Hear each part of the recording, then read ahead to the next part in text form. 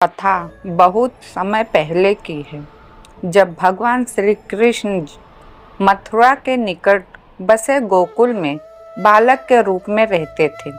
श्री कृष्ण का बचपन गोकुल वासियों के लिए अद्भुत आनंदमयी था। श्री कृष्ण ने कई चमत्कार किए और लोगों के जीवन को सुखमय बनाया।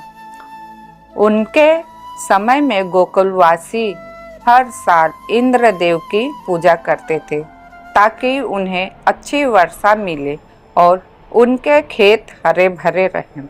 एक बार श्री कृष्ण ने गोकुलवासियों से पूछा, आप इंद्र की पूजा क्यों करते हैं? गोकुलवासी लोग बोले, इंद्रदेव वर्षा करते हैं जिससे हमारे खेतों में फसल होती है, इस कारण से हम उनकी पूजा करते हैं। परंतु श्री कृष्ण जी ने समझाया कि असली कृपा तो गोवर्धन पर्वत की है, जो उन्हें घास, पानी और छाया प्रदान करता है। उन्होंने सुझाव दिया कि इस वर्ष गोवर्धन पर्वत की पूजा की जाए, जो वास्तव में उनके जीवन का आधार है।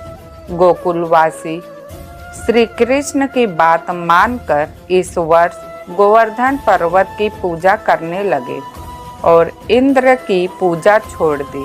इंद्रदेव को इस बात पर बहुत ही क्रोध आया। उन्हें लगा कि श्री कृष्ण जी ने गोकुलवासियों को उनकी पूजा से विमुख कर दिया है। क्रोधित होकर इंद्र ने गोकुल पर मूसलाधार वर्षा करने का आदेश दे दिया, जिससे पूरा गोकुल जलमग्न हो गया। गोकुलवासी घबरा गए और बालक श्री कृष्ण की शरण में आए। श्री कृष्ण ने उन्हें आश्वासन दिया कि वे उनकी रक्षा अवश्य करेंगे।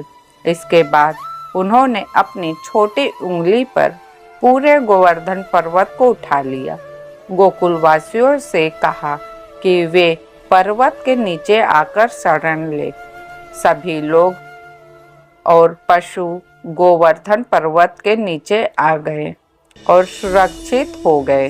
7 दिनों तक श्री कृष्ण जी ने अपनी उंगली पर गोवर्धन पर्वत को उठाकर रखा था और इंद्र की वर्षा भी उन्हें नुकसान नहीं पहुंचा सकी। आखिरकार इंद्रदेव को समझ में आ ही गया कि श्री कृष्ण कोई साधारण बालक नहीं है, बल्कि वे स्वयं भगवान विष्णु के अवतार हैं। उन्होंने अपनी गलती मानी और श्री कृष्ण जी से क्षमा मांगी। श्री कृष्ण जी ने इंद्र को क्षमा कर दिया और इस तरह से गोकुलवासियों की रक्षा करते हुए गोवर्धन पर्वत की पूजा का महत्व दिया गया। इस कथा के बाद से ही हम गोवर्धन पूजा का चलन शुरू हुआ और इसे हर साल दीपावली के दूसरे दिन गोवर्धन पर्वत की पूजा के रूप में मनाया जाने लगा। तो ये थी श्री कृष्ण जी की गोवर्धन लीला की कथा। तो आप लोगों को श्री कृष्ण की लीला गोवर्धन के बारे में समझ आ ही गया होगा और आप हमारे चैनल को सब्सक्राइब, लाइक, शेयर अवश्य कीजिएगा। ऐसे ही नई कथा से आप जुड़िए। जय श्री कृष्ण।